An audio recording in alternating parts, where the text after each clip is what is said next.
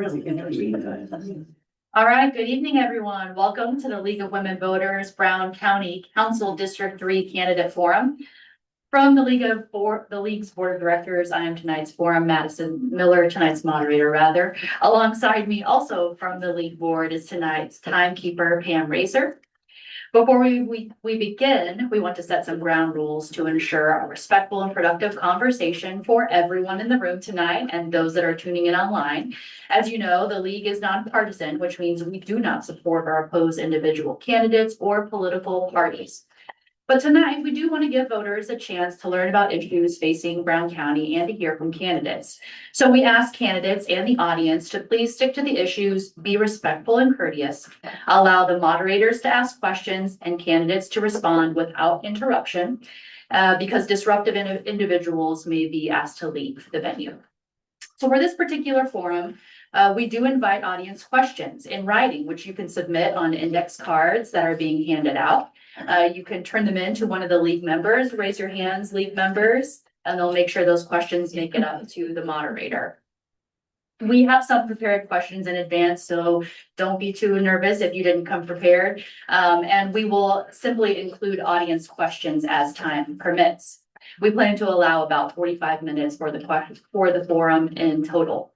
And after the forum is complete, there will be a short break, at which point we will start the meet and greet, where all candidates will be presented and allowed to introduce themselves. But we encourage everyone to stay after introductions for open conversation with the candidates. So thank you in advance for helping us create a constructive and respectful environment. Before we start tonight, we want to thank the candidates who took time to be here.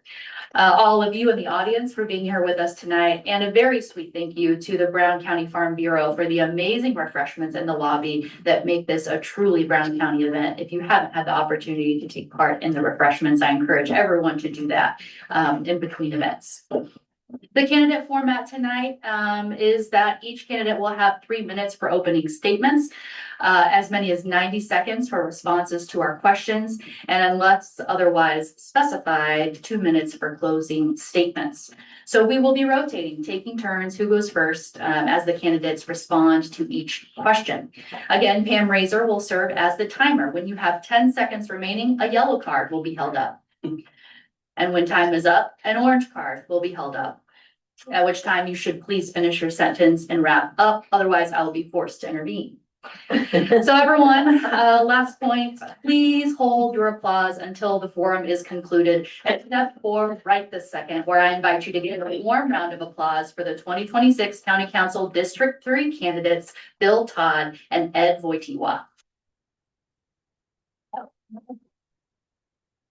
Okay, please make sure your cell phones are turned off and let's get started with opening statements by the candidates. These were randomly assigned in no particular order, but they will start the rotation of speaking for the evening. Again, candidates have 3 minutes for opening remarks. Candidate Ed Wojdya, will you please put your microphone on, make sure the green light is on, and begin with your opening remarks. Can everyone hear me?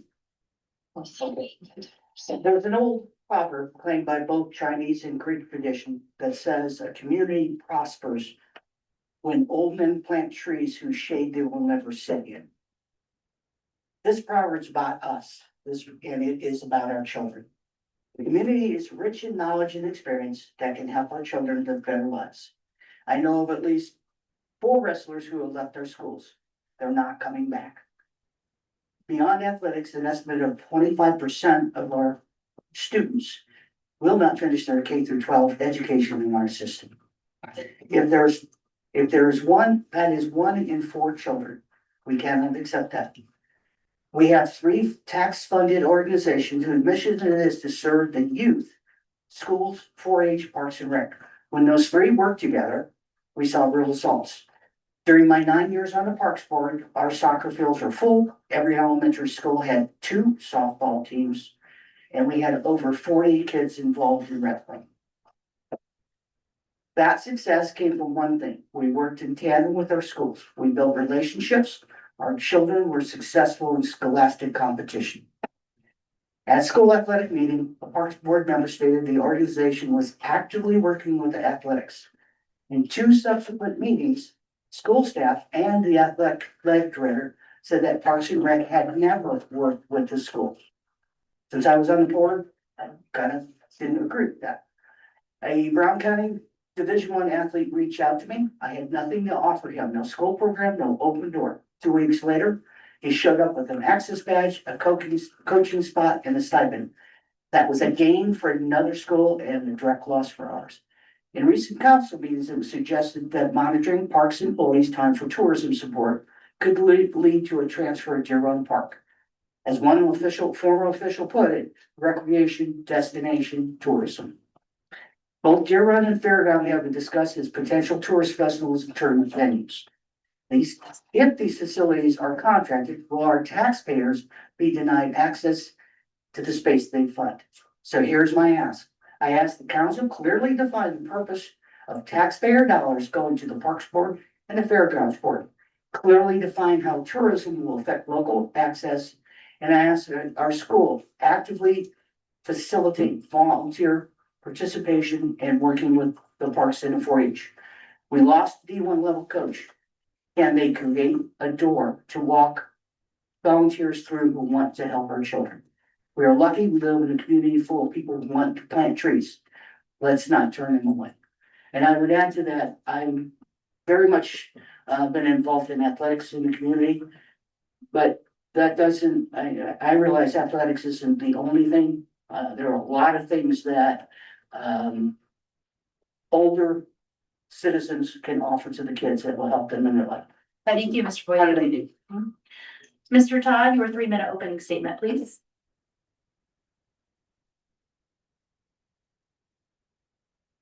Good evening. It's nice that all of you came out to be a part of this opportunity to get to know us. If you like the schools and the quality education that we provide here in Brown County, I hear you. If you like good roads, good internet, good sewers, and you want those things, I hear you.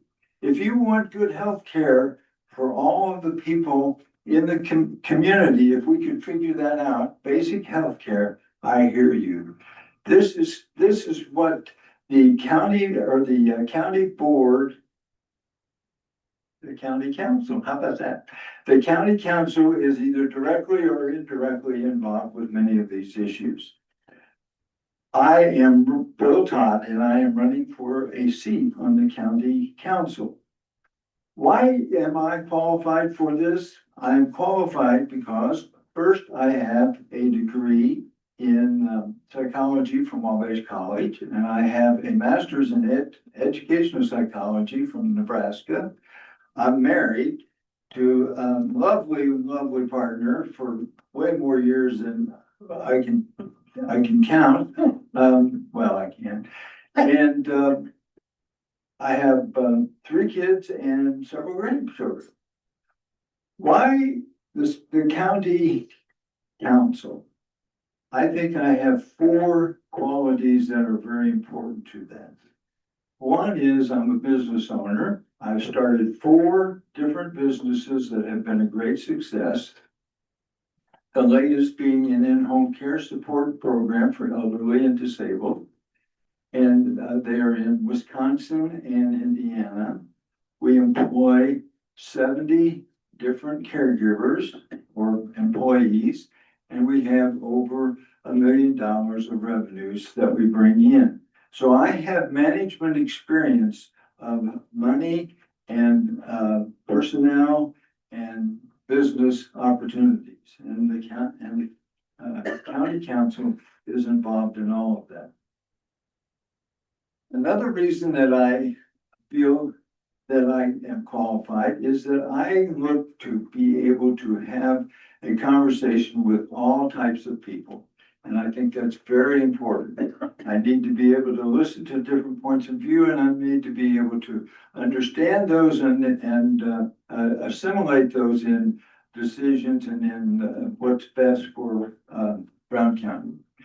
A third reason is that I am very interested in responsible spending, and I'm very interested in the fact that I've lived here for a while. Thank you. I was in this cup.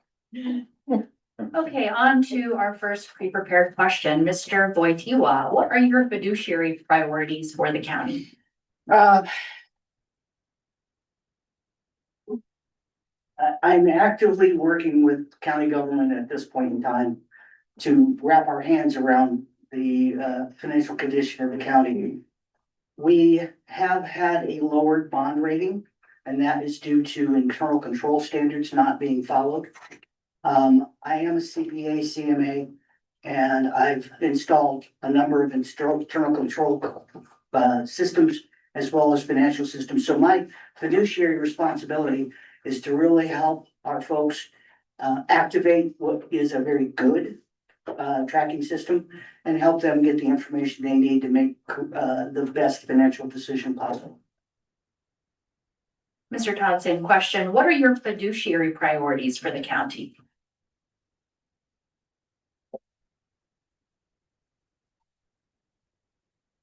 My priorities are being a taxpayer here and representing people that pay taxes and want their money spent in a reasonably efficient and effective way. I feel that I have to keep those kind of considerations in mind in all of the decisions and all of the deliberations that we have. Okay, Mr. Wojdya, you spoke to this a little bit in your last response, but would you like to comment on the current status of the county's financial standing? It's not good. And again, there's all kinds of financial terms one could use. We have had difficulties with gathering information, and I'm not sure that we've optimized our spending. So as an example, we have a lot of bridges that need repaired. There has not been a preventive maintenance process on the bridges until the last 2 years. So a bridge would be rusting, rather than sandblast it and paint it and preserve it. We waited until the bridge was at a point where it was gonna fall down, we had to take it out of service. Way, way more expensive than fixing it and preventive maintenance. So our situation is driven by a lot of decades of I would say, incorrect management. We have a situation where with our fire departments, we have 7 people that are active in the fire department at Nashville. Okay, the funding for the fire departments is grossly inadequate. The demographics are changing. You're getting 2,000 more old people, sorry, I'm one. Between 2015 and 2025, and we've lost 1,200 of the age that would be in volunteer. So we're stretching our volunteers. Mr. Todd, same question. Would you like to speak to the current status of our county's financial standing?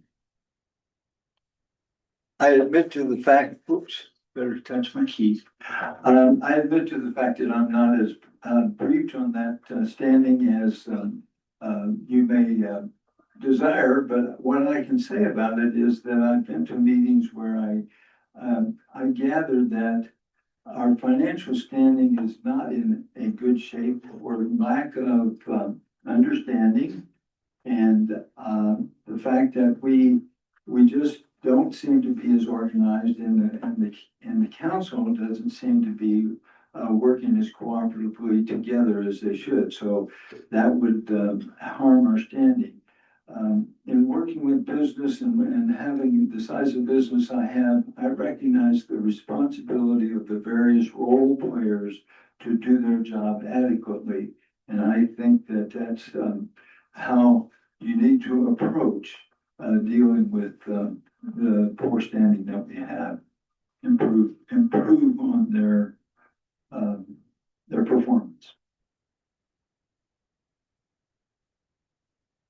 Okay, next question to Mr. Wojdya. How would you approach balancing fiscal responsibility with the need to invest in county services and infrastructure? I talked a little bit about that when I talked about the bridge situation in the county. For a long time, very, very profitable companies have focused on preventive maintenance. And in essence, you stop the bleeding. You can't really start repairing things until you get a program in place. The highway department's looking at a preventive maintenance process for the vehicles, which will significantly decrease the cost of long-term, operation. So for example, if you have one type of vehicle, Southwest Airlines did this, you only have to keep one type of carburetor, right? So that decision, makes financial sense. So preventive maintenance first, and then address the most dire situation. As far as the, funding for the fire service, there are a lot of options. The state, Dave Paul is involved, he has been involved. The state is aware that the model for volunteer fire departments is perhaps aged to the point where we have to do something else. So what we'll do, and I know that there's going to be a fire department meeting on the 28th. And so there's going to be a lot of good discussion on how we do it. So first preventive maintenance, and then start dealing with the situation one at a time. Mr. Todd, same question. How would you approach balancing fiscal responsibility with the need to invest in county services and infrastructure?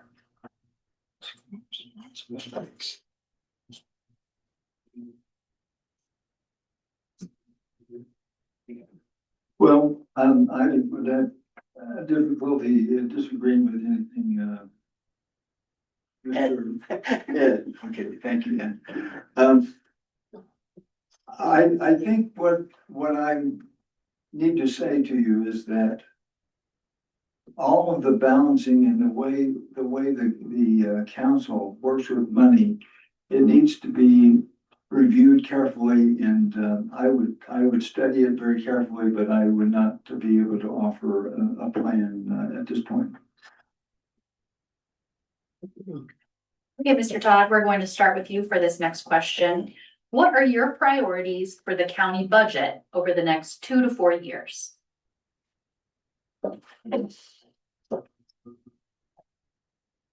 I think that number one priority would be what kind of savings can be offered by higher, better performance and better job descriptions and better staffing of our employees. I would prefer that we not look to taxes as a common way to take care of any changes or improvements. And I think that would be one. I think the idea of having individual departments be able to manage budgets and be able to reflect on their budgets and what they're able to do with their money. I think that's a second priority. So filter down some responsibility to the departments. And three is just respond to physical needs that are out there that we need. Okay, Mr. Wojdya, same question. What are your priorities for the county budget for the next 2 to 4 years? So very clearly in my introductory speech, I believe that the funds that we are giving to organizations to support kids should be optimized. And I think the council has a responsibility to make sure if they're giving money to Parks and Recreation, if they're giving money to 4-H and fairgrounds, that our kids are the priority and that they maximize the programs for our kids and our volunteers. The second one very clearly is public safety. I have a personal experience. A year ago, a log knocked the gas meter off our house. I live 12 minutes from Nashville. It took 15 minutes to respond, and Hamilton on the other side of the county responding. My wife and I were in Florida, and unfortunately I had been bit by a tick, and I had 103.6 temperature, and my body basically shut down, and I passed. Had I been home and had the kind of emergency response time that I had home, I would be dead today. They would not have been able to revive me. So they did, because we were there within 30 minutes. And so that's a realization that I've been in the county for a long time. And I've gone and said, oh yeah, it's okay. But when it comes that close to home, I don't want anybody to be in the same situation. Okay, and emergency response is the absolute second priority. Do you have specific recommendations on how to fund those emergency responses? Well, we have been meeting with the fire departments. Their funding is a bit abysmal. I believe the state has to get involved.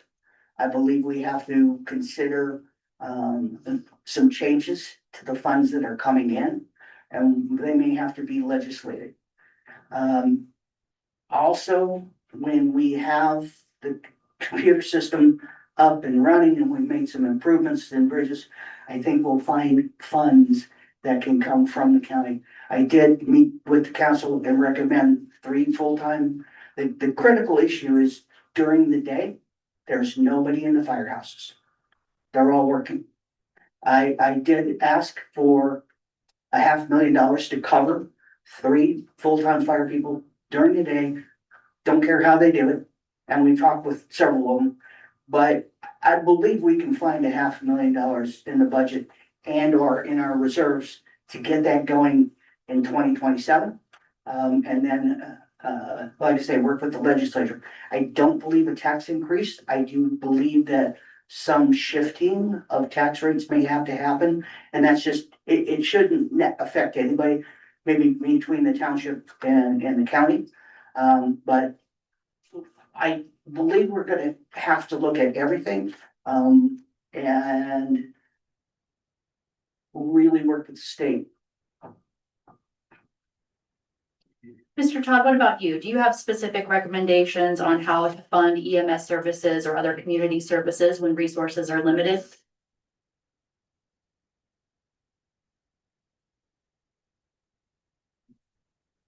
Actually, I think that's a consideration of the full council. If I were to make recommendations, it would be efficiencies again. It would be participation of other forms of like the state and other grant money that could be achieved. We could look at that. But my main emphasis would be a shared discussion with the other board or other council members to look at efficiencies, look at budgets, and look where we can move things around and make changes. Okay, this next question is for Mr. Todd. What role should the county council play in long-term economic development and growth planning? A very significant role, and I thought about this. The county needs to, the redevelopment group has really been working hard on this, and that's something that should be commended, and the council should be involved, and they should be supportive of that. And I think that we need to look at the types of housing that we have and what types of housing might be more affordable than others. And we need to look seriously at trying to attract some businesses or develop some of the businesses that are here that are able to grow and be a more significant participant in our community. Mr. Wojdya, what role do you believe the county council should play in long-term economic development and growth planning?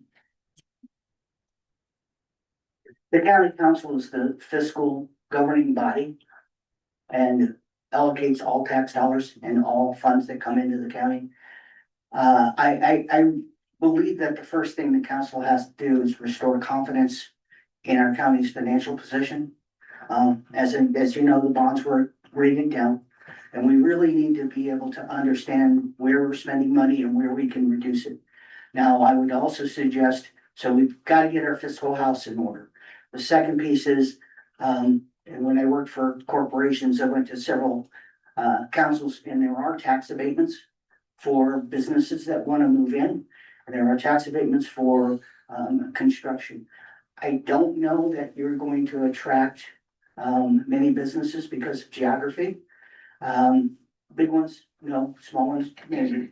But I think there has to be a plan for an infrastructure support to certain areas.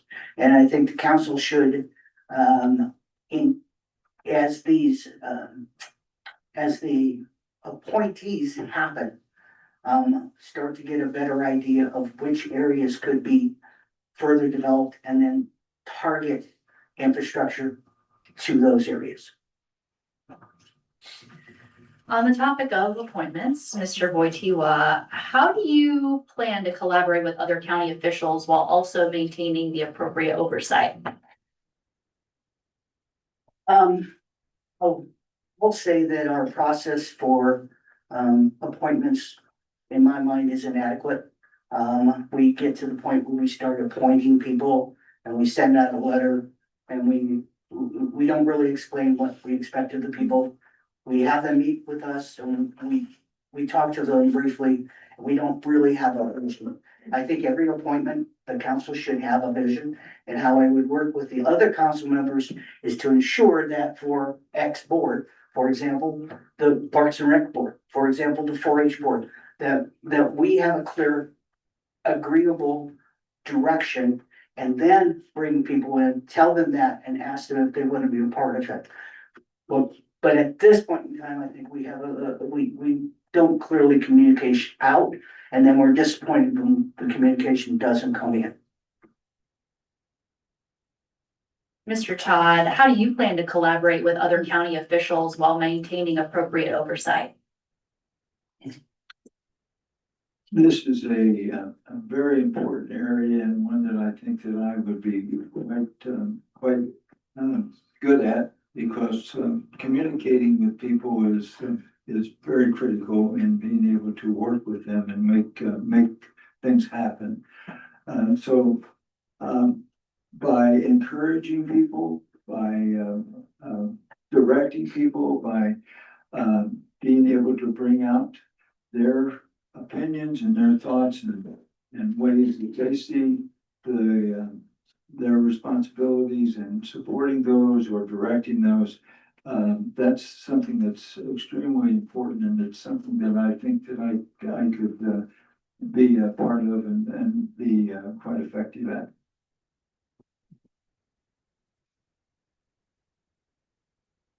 Mr. Todd, what are your considerations regarding setting tax levels on income and property, particularly as it applies to balancing funding needs and resident needs?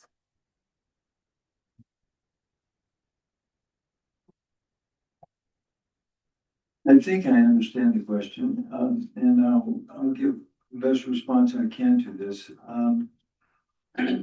Our community is kind of a bifurcated community, and I think that needs to be an important part of the taxing structure that is established and in the future. What I mean by that is that there's many of us that have means. We've retired here and we're bringing a whole lifelong set of retirement and money for, and those people should be generous enough to help keep the community as vibrant and as productive and as helpful as it can be to others that may not have the same status.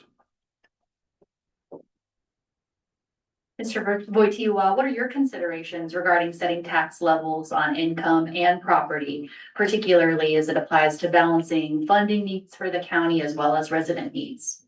I believe that everybody in this county is very capable of understanding and making decisions if the facts are available. So for example, Washington Township Fire Department and EMS, $75,000. That's it. $130,000 cumulative fund. Let's see, Hamlin, 34,000 and 100,000 cumulative fund. Jackson Township, 40,000. Van Buren, $31,000 and a $70,000 cumulative fund. It takes about 3 years of township funding before they can buy a new fire vehicle. Think about that, okay? You have 7 people, you have a total of 12 volunteers, 7 don't have any restrictions. You have 7 people who are getting called in the middle of the night, on weekends, on holidays, when they're with their family, being pulled out. So I think the correlation of, you know, Burr never did raise taxes, but I think people need to understand that public safety is not cheap, but we do a great job with it. I think our sheriff's department does an excellent job. I think we all need to understand response times, and then, gee, how much is it really worth to me to have a fire truck show up in 25 minutes versus 50 minutes or 15 minutes? So I think information to everybody, and then a really clear understanding of what you have, what do you want, and map a path to both. Thank you. We have a question from the audience tonight. Keep them coming. The jail has successfully worked with the court system to help offenders get into drug treatment. What is your position on the continuation of that funding? And Mr. Wojdya, we'll start with you. That's not something I've been terribly aware of, but in a general concept, I think everything we can do to help a person get back to a productive life is good. And I don't think that the sheriff's department would have done that. So I would say yes, continue. I personally had, most of the kids that I've coached have done quite well. We've had a few that struggled. And, you know, we had one that was actually arrested. Went back, got some help, did some community service. And now, and I won't say the company, now he's the head of maintenance for a very large company in the area. Okay, so this is somebody that could have totally wasted a life, but there were people there who supported him, and I applaud any program that we can support at the sheriff's department that will help our youth who maybe stumbled a little bit. I don't know about you, but I stumbled a lot. And some, by the grace of God, I'm still here. So, you know, that would be my general comment about any program like that. Mr. Todd, same question. On this program where the jail has successfully worked with the court system to help offenders get into drug treatment, where do you stand on the continuation of funding for that program? And this is something that I've been very involved with, and I support Ed's idea about the current law enforcement here in this county. It is just over the top, very good, and I've been involved with it for the last 4 or 5 years, or maybe even longer, and aware of the amount of progress and change that I've seen in how they've responded to the needs of the various people. And this PACES program, which came in 2 years ago, helped set the stage for bringing people into the department that would help with the recovery and the treatment of people. So I am supportive of the fact that the county has included that in their budget. And I think that I would support continuing that, and that would be a priority for me. Okay, next question to Mr. Todd. Should the county be encouraging building and development? Keep it the way it is. Come on, geez. That's typical response. I think that's something that needs to be reflected on by the people. And if I am true to, I hear you, I would listen to that.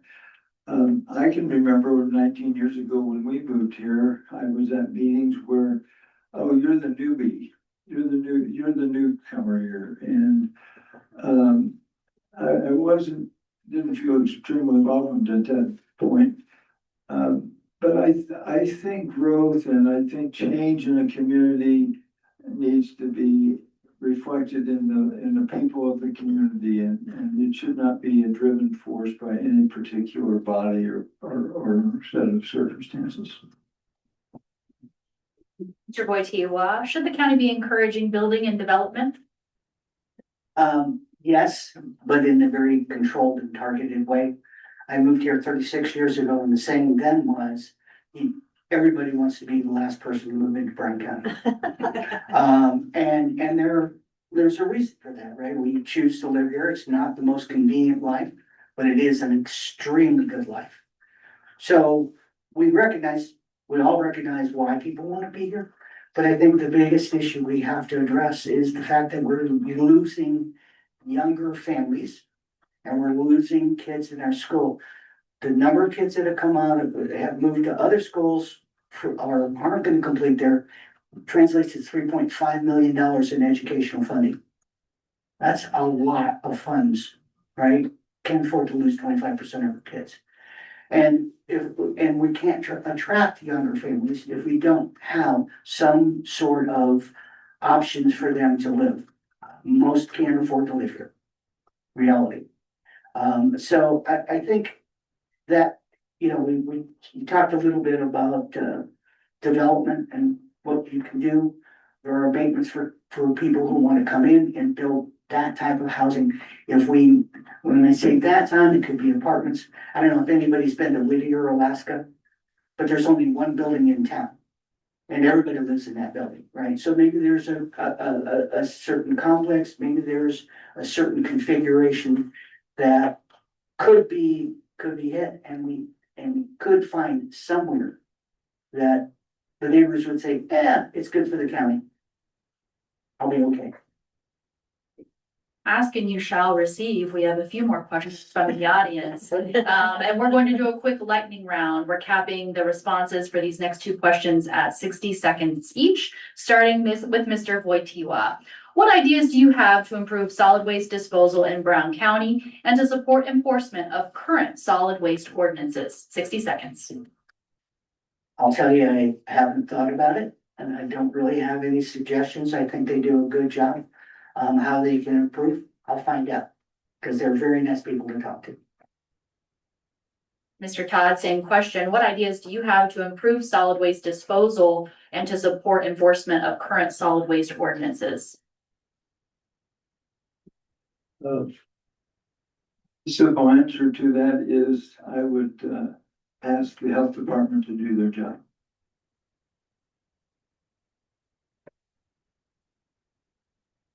And the next one of the largest budget items is providing medical insurance and care to county employees. What is your opinion of this and how would you manage it? Starting with Mr. Todd. I'm sorry, you'll have to say that again, please. One of the largest budget items is providing medical insurance and care to county employees. What is your opinion or how would you manage this? This is a very important area for the betterment of the whole community, because healthcare is so important in our lives. And the wellness clinic should be used very effectively, and the prevention program should be encouraged. Mr. Wojdya, same question. With the largest budget item being providing medical insurance and care to the county employees, what opinions do you have and how would you manage it? I believe that the full-time county employees are most important. We have and have had for years, and it's a traditional thing in Indiana, part-time council members, part-time board members take county insurance. And I don't know, in industry 20, 30 years ago, you can't go get a job and get full insurance coverage. You have to be full-time because it's expensive. So now we have a number of people who are taking healthcare who their positions aren't their primary earning, right? So that has to be looked at very seriously because we run over budget year after year. I was in charge of negotiating insurance for two separate companies. And I'm going to tell you that's a really hard thing to negotiate, but you really need to understand. So my comment is, and I've already asked members of the council, that somebody take the lead and thoroughly investigate how it is we can cut costs and keep the same or better level for the full-time employees. Mr. Wojdya, a follow-up question. Should any part of the county budget be shielded from cuts? And if so, which area and why?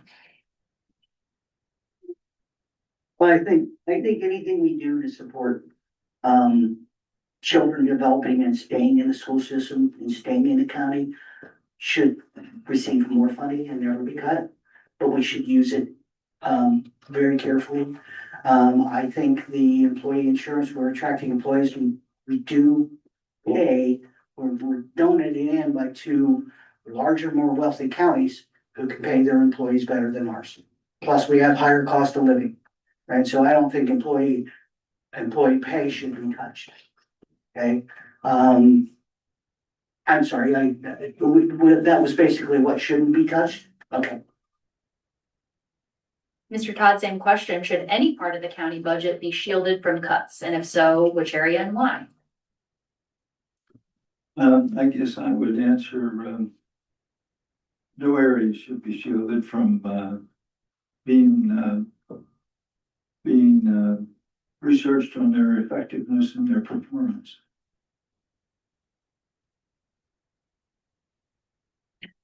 All right, Mr. Todd, if new resources were available, what one area of county services would you feel most needs additional resources? Ooh, That's a big one. oh, yeah, let's go for this. I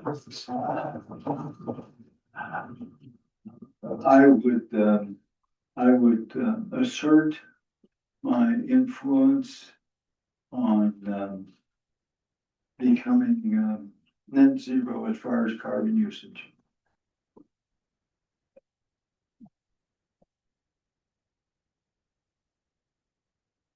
Mr. Wojdya, same question. If new resources were available, what is one area of county services you feel needs most additional resources?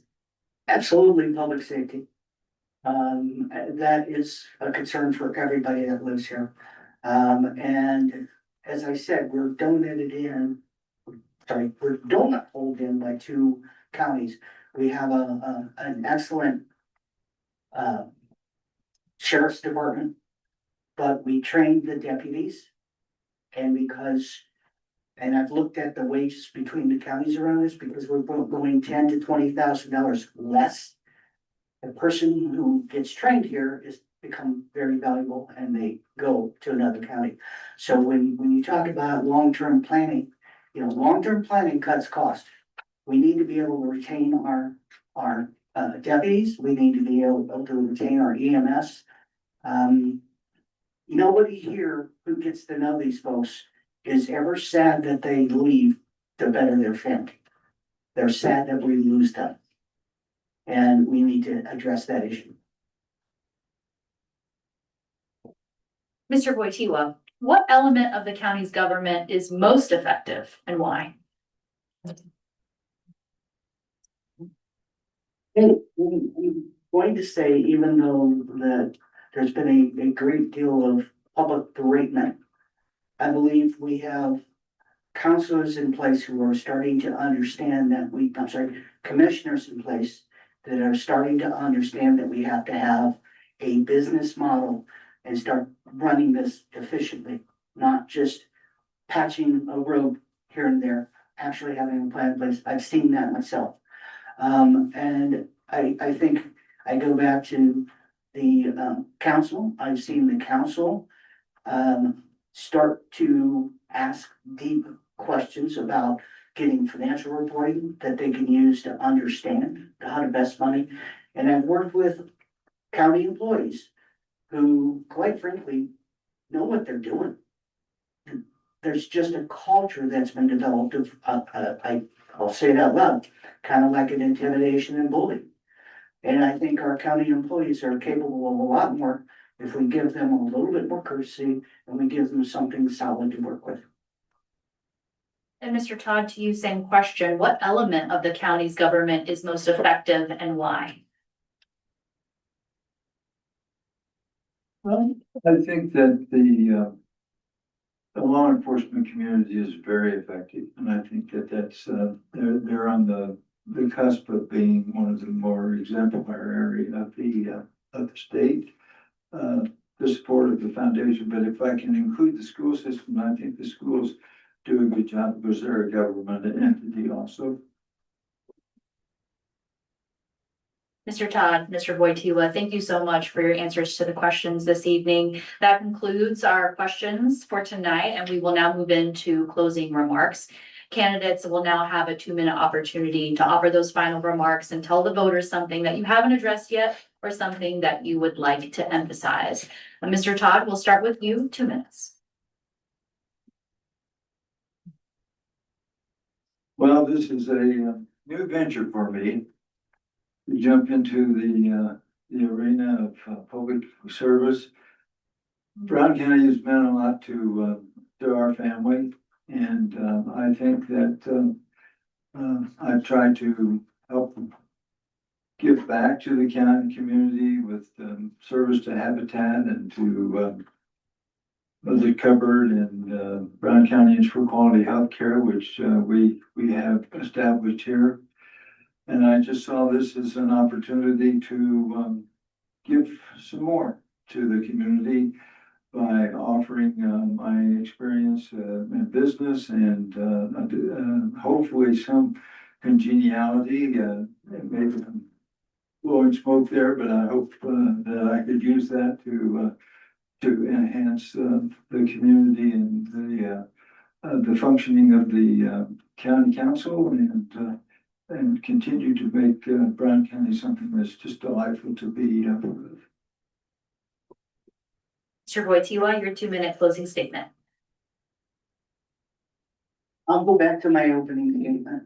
We need to do the things today that will keep the culture and keep our kids and allow our community to be as good, if not better, 10, 15, and 20 years from now. And that is really important. My children had a education here.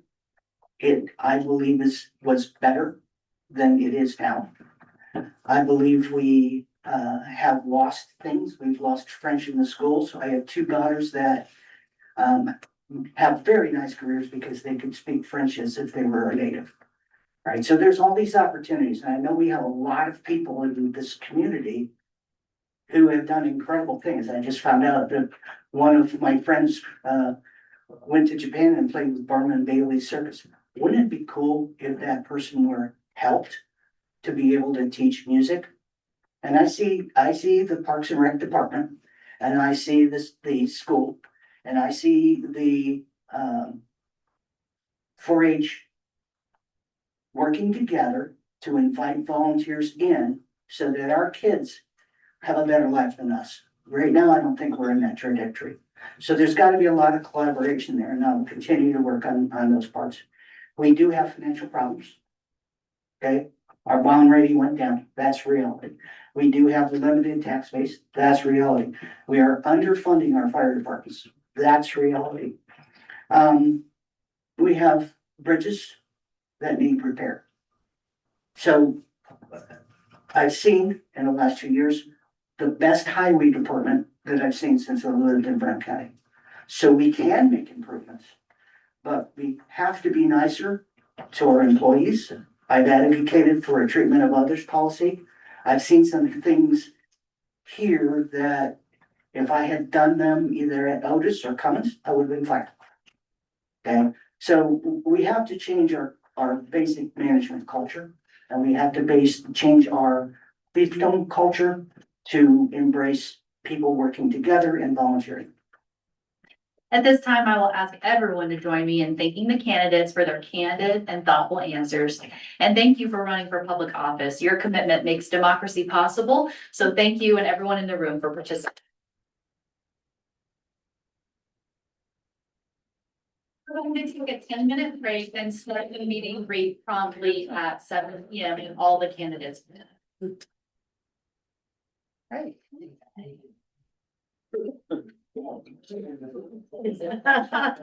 Free. I know. As we assemble for the candidate meet and greet, candidates will start lining up behind the microphone where I will introduce each candidate, and they will be invited to provide a 1-minute introductory statement. Afterwards, candidates are available here in the Salmon Room for questions from our audience. But first, a few closing remarks for those both in the room and that are joining us online. We encourage you to learn about your local, state, and national candidates on vote411.org, where you can simply put in an address to see who is on your ballot and what their positions are. We'll ask you to verify your voter registration a month before each election. So right now that's April 6th for the primary, and you can vote on May 5th from 6 a.m. to 6 p.m. or take advantage of early voting dates, April 7th to May 4th. All of those days and hours are available on indianavoters.com or on the county clerk's website.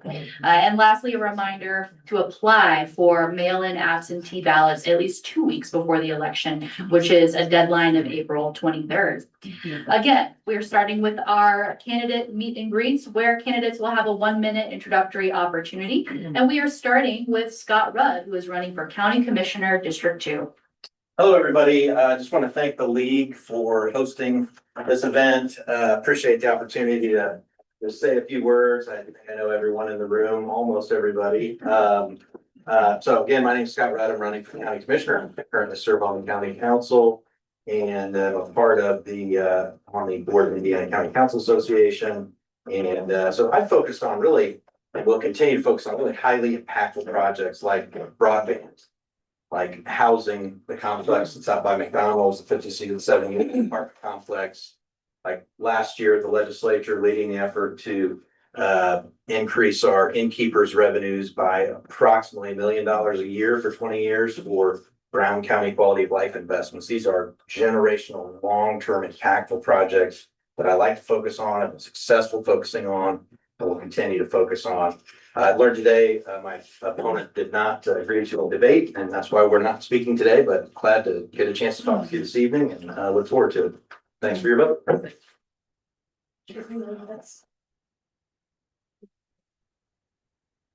We'll have Laura Wert for Brown County Clerk. Trying to figure out how to get you on camera and be able to, is this okay? That'll be fine, thank you. Hi, my name is Laura Wert and I'm running for Brown County Clerk this year. Experience, service, and integrity matter. I stand for all of those. I hold a master's degree in public administration and a certificate of election administration from Ball State University. That equips me, learning the background of this. I also have 6 years experience of working as a chief deputy clerk, 4 years in Brown County, 2 years in Monroe County as the chief deputy. So I have experience in 2 different counties. So I hope to bring that experience in to Brown County once again. So I want to make sure our elections and records are handled with accuracy, transparency, and professionalism. I already told you about my big work experience. I also understand how this office serves our community every day, from maintaining vital records to supporting fair and secure elections. Before that, I have spent over 20 years in private industry leadership, building teams, improving efficiency, and delivering results you can trust. My commitment to service extends to my career, and I'm a proud member of Tri Kappa, and I serve in the board of Brown County Humane Society. Thank you for your time. Thank you. Next up, Amy Oliver, Indiana House District 62. Good evening. Thank you all for being here, and to everybody online. 1 minute isn't very long, so I'm going to talk very, very fast. I have lived in Brown County most of my life, 29 years this time, and I'm a 4th generation Hoosier. I raised my kids here. I still live in the same log cabin. My mom is here and I take care of her. And I'm very invested in Brown County as well as in the rest of District 62, which also includes the rural parts of Monroe County and a couple of townships in Jackson County. My professional experience is as 25 years as a public service attorney. I've served in multiple roles, helping vulnerable populations such as those with homelessness and domestic violence, as well as working in family law and as a domestic violence felony prosecutor. I am also a teacher. At age 45, I decided to become a teacher, and I taught 1 year in Columbus and 5 years here at Brown County Junior High School social studies. I'm also now a second term member of the Brown County School Board.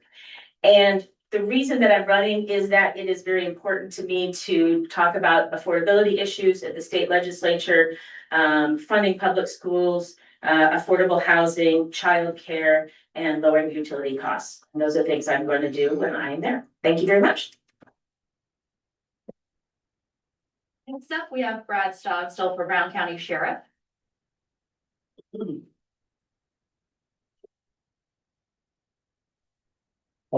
Thank you all. I am Brad Stogsdill. I am your sheriff, current sheriff now, and I'm blessed that I don't have an opponent, so I will be your sheriff again for 4 more years.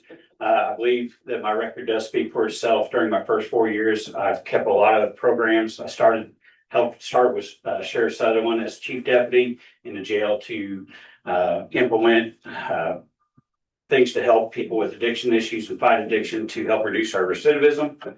Right now I'm sitting on 23 inmates, so I believe I have accomplished a lot of that. We're seeing that work very well.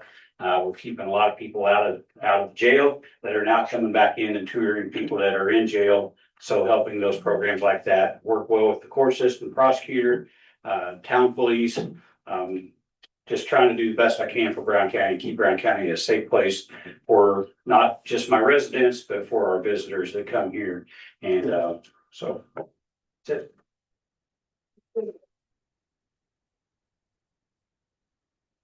Thank you to all the candidates for being here tonight and for caring enough to be engaged in this election. For those that are tuning in online, we would love to see you here in the room for our next candidate forum, which is happening Wednesday, April 1st at 6 p.m., where we will hear from the auditor candidates. And we invite everyone in the room to stay with the candidates, enjoy the refreshments from Farm Bureau, and ask their questions. We'll stop the recording now. Thank you again for tuning in.